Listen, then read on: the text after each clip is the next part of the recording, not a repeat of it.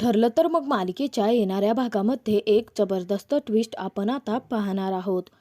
अखेर आता सायली प्रेग्नेंट असल्याची खबर जेव्हा सुभेदाराच्या घरात पसरते त्याचवेळी सुभेदार कुटुंबाला हा आनंदाचा धक्का असतो. परंतु तसं काहीही घडूच शकत नाही असं जेव्हा सायली सांगते तेव्हा प्रिया आणि अस्मिता मिळून दोघीही अर्जुन आणि सायलीचे नातं एक्सपोज करण्याचा प्रयत्न करणार असतात. परंतु त्याचवेळी हा प्लॅन सुद्धा अर्जुन आता उधळून लावत सायलीची ढाल बनवून प्रिया आणि अस्मिता या दोघींचा बनवलेला प्लॅन पुन्हा त्यांच्यावरच कसा उलटवणार आणि परत एकदा कॉन्ट्रॅक्ट मॅरेजचे सत्य कसं लपवून ठेवणार हे आपण या व्हिडिओमधून पाहणार आहोत. तर व्हिडिओ शेवटपर्यंत नक्की बघा.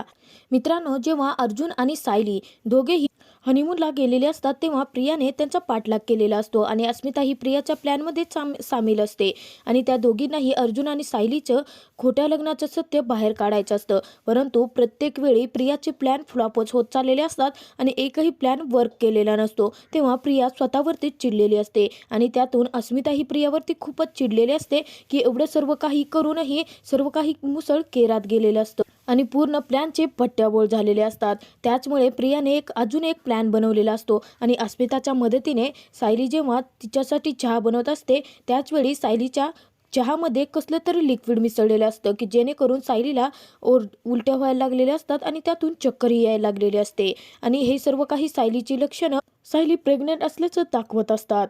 तर इकडे जेव्हा अर्जुन आणि सायली सुभेदारांच्या घरी परत आलेले असतात तेव्हा पूर्णाई मात्र त्यांच्यावरती खूपच चिडलेली असते आणि कल्पनाने हे सर्व काही चुकीचं केलं असल्याचं पूर्णाईचं ठाम मत असतं. परंतु अर्जुन आणि सायली दोघेही त्यांचा फ्रेंड्स म्हणून चांगलाच एन्जॉय करून आलेले असतात आणि त्याचबरोबर प्रियाचे प्लॅनवर प्लॅन फ्लॉप करून आलेले असतात आणि अर्जुन आणि सायलीचा तोच आनंद प्रिया आणि अस्मिताला भोगवत नसतो आणि त्यांचा खूप जास्त चळफळाट व्हायला लागलेला असतो. त्याचमुळे प्रिया आणि अस्मिताने एक प्लॅनिंग केलेलं असतं आणि त्यानुसार जेव्हा सायलीच्या चहामध्ये अस्मिताने लिक्विड मिक्स केलेला असतो त्यानंतर थोड्या वेळाने सायलीला अचानकपणे चक्कर यायला लागते आणि उलट्या सुद्धा व्हायला लागलेल्या असतात. तेव्हा घरातील सर्वच जण खूप घाबरलेले असतात. तर अस्मिता आणि पूर्णाईला असं वाटायला लागलेलं असतं की सायली नाटक करते आहे. परंतु अस्मिता फक्त पूर्णाईला भडकवत असते की कशी उगाचच खोटी नाटक करते, आणते की जेणेकरून सतत मॉमने तिची काळजी घेत राहावी, अर्जुन सतत तिच्या बायको म्हणून तिच्या भोवतीच फिरत राहावं असं म्हणून उगाचच पूर्णाईच्या मनात सायलीच्या विरोधात विष पेरत असते. परंतु जेव्हा सायलीची लक्षणं कल्पनाच्या नजरेत येतात तेव्हा कल्पना खूप खुश होते आणि सर्वांना आनंदाची बातमी देत म्हणते की चला, मी अर्जुन आणि सायलीला हनीमूनला जे पाठवलं त्याचा चांगला उपयोग झाला. तेव्हा घरातील कोणाला काहीच समजत नसतं. तेव्हा कल्पनाला सर्वजण म्हणत असतात नक्की काय म्हणायचं आहे तुला.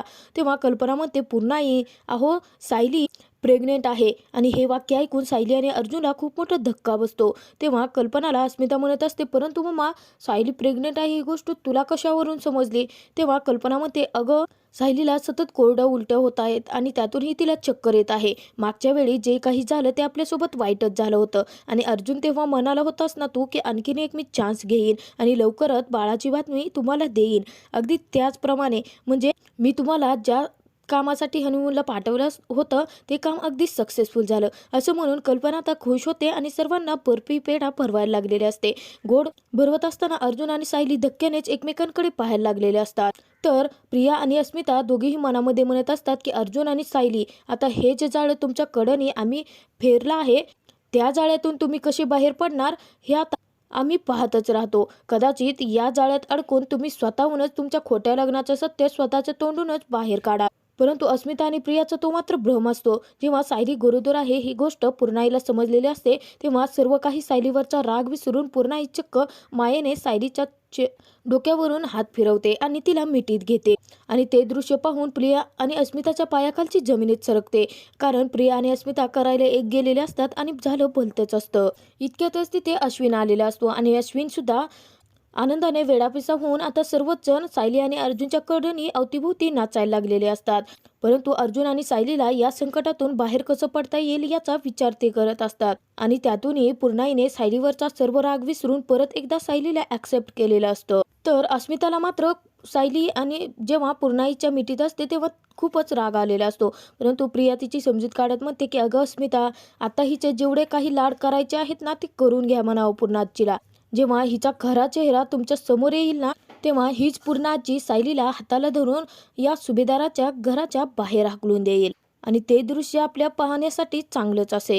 तर इकडे आता रूममध्ये सायली अर्जुनवरती खूपच चिडलेली असते आणि तिला असं वाटायला लागलेलं असतं की ज्यावेळी प्रियाने अर्जुन आणि सायलीच्या ज्यूसमध्ये दारू मिक्स केलेली असते त्यामुळेच तर कोणता घोटाळा होऊन तरी बसलेला नसेल ना, असं अर्जुनला ती विचारत असते. तेव्हा अर्जुन डोक्यालाच हात लावून बसतो आणि म्हणायला लागतो, मिसेस सायली, तुम्ही जास्तच ओव्हर रिॲक्टेड करताय, असं वाटत नाही आहे का तुम्ही?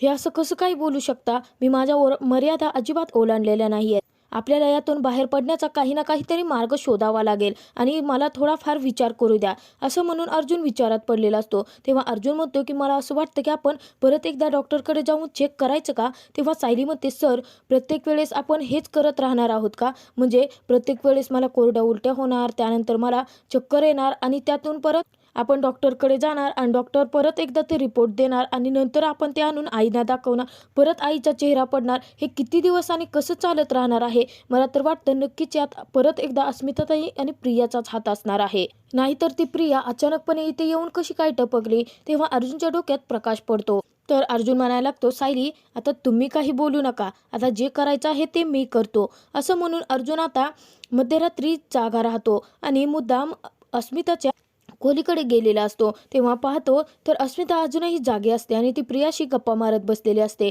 तेव्हा अस्मिता सांगत असते की काय भन्नाट प्लॅनिंग केली आहेस तन्वी तू. अगं, जर तू मला ते लिक्विड सायलीच्या चहामध्ये मिसळायला सांगितलं नसतं तर मग आपण अर्जुन आणि सायलीचं खोटं सत्य बाहेर कसं काढलं असतं. आणि आत्ता बघ मम्मा, घरातील सर्वजण इतके एक्सायटेड आहेत बाळाच्या येण्याने, परंतु त्यांना जेव्हा कळेल की अर्जुन आणि सायली दोघे खरे नवरा बायकोच नाही आहेत आणि बाळ त्यांना कधीही मिळू शकत नाही त्यांच्याकडून, ती गोष्ट जेव्हा समजेल ना, तेव्हा मात्र पूर्णाई सरळ सरळ त्या सायलीला धक्के मारून या घराच्या बाहेर हाकलून देईल. आणि हे सर्व काही ऐकून अर्जुनला खूप मोठा धक्काच बसतो.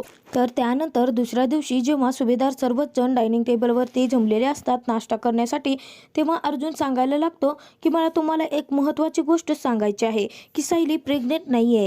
हे ऐकून कल्पना, पूर्णाची, प्रताप सर्वांना धक्का बसतो आणि कल्पना म्हणायला लागते की अर्जुन, हे तू काय बोलतो आहेस? तेव्हा अर्जुन म्हणतो, हो मम्मा, आणि हे सर्व काही झालं आहे ना, ते फक्त आता हे कशामुळे आणि कसं घडलं हे आपल्याला अस्मिता ताई सांगू शकते. तेव्हा अस्मिता म्हणायला लागते की मी काय सांगणार आहे तुम्हाला? तेव्हा अर्जुन म्हणतो की अस्मिता ताई, तू अजिबात खोटं बोलू नकोस. तुझं आणि तन्वीचं रात्री मी बोलणं ऐकलं आहे आणि माझ्याकडे प्रूफ सुद्धा आहेत आणि मी एक वकील आहे. प्रूफशिवाय मी कोणतंही गोष्ट कधीही मांडत नाही. तेव्हा जे काही तुम्ही केलेलं आहे ते सर्वांसमोर सांगताय की मी सर्वांसमोर पुरावे आणू? त्याचवेळी आता प्रिया आणि अस्मिता खूप घाबरतात आणि दोघीही माना खाली घालतात. तेव्हा कल्पना विचारते की अर्जुन, काय झालं आहे? तेव्हा अर्जुन सांगायला लागतो की मम्मा, रात्री मला अचानकपणे जाग आली होती आणि मी जेव्हा चाललो होतो तेव्हा अस्मिताताईच्या रूममधून मला हसण्याचा आवाज आला, म्हणून मी जाऊन पाहिलं तर तन्वी आणि अस्मिताताई दोघी गप्पा मारत होत्या आणि अस्मिताताईने सायलीच्या चहामध्ये कसलं तरी लिक्विड मिक्स केलंय की ज्यामुळे सायलीला सतत उलट्या होत आहेत आणि त्यातून चक्करही येते. आणि हे सर्व काही आपण डॉक्टरकडे जाऊन चेक न करता तू स्वतःहूनच ठरवलंस की सायली प्रेग्नेंट आहे.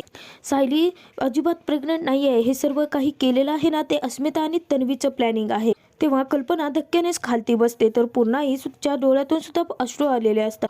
तेव्हा कल्पना आता चिडते आणि अस्मिताला म्हणायला लागते, अस्मिता, हे सर्व करण्याची तुला काय गरज होती? सतत तू सायलीला त्रास का देत राहतेस? सतत तिच्या विरोधात सतत कट करत असते. हे सर्व कधी थांबवणार आहेस तू? की आमच्या संस्कार अजूनही तू विसरून गेले आहेस का?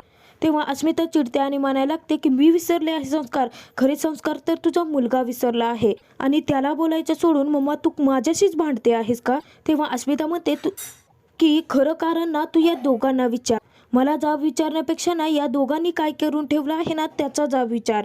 तेव्हा कल्पना चिडते आणि अस्मिता, तुझं तोंड बंद कर म्हणते. तर अस्मिता म्हणायला लागते की अर्जुन, तू तुझ्या तोंडून सांगणार आहेस की मी सांगू? तेव्हा कल्पना म्हणते, काय सांगायचं आहे तुला आणि काय सिद्ध करायचं आहे की तू सायलीला सतत त्रास देत असते?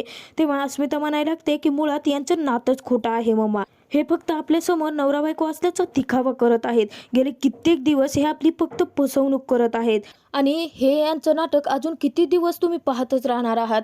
तेव्हा अस्मितावर कल्पना डायरेक्ट हात उचलते आणि ते दृश्य पाहून अर्जुन, सायली, घरातील सर्वच जण खूपच घाबरलेले असतात. तर अस्मिता आता रागाने तेथून रूममध्ये निघून गेलेली असते. तर कल्पना रडतच म्हणायला लागते की मी बाळाच्या येण्याची खूप सारी तयारी केली होती आणि स्वप्न सुद्धा पाहिलं होतं, परंतु प्रत्येक वेळेस असं का होतं आहे सायली?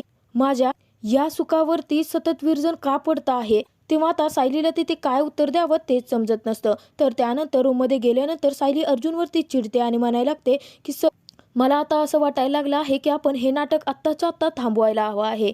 तेव्हा अर्जुन म्हणत असतो की अचानकपणे तुम्हाला मिसेस सायली झालं तरी काय आहे आणि तुम्हाला असं का वाटतं आहे. तेव्हा सायली म्हणते की सर, आपण अजून किती दिवस आपल्या घरच्यांची फसवणूक करत राहणार आहात.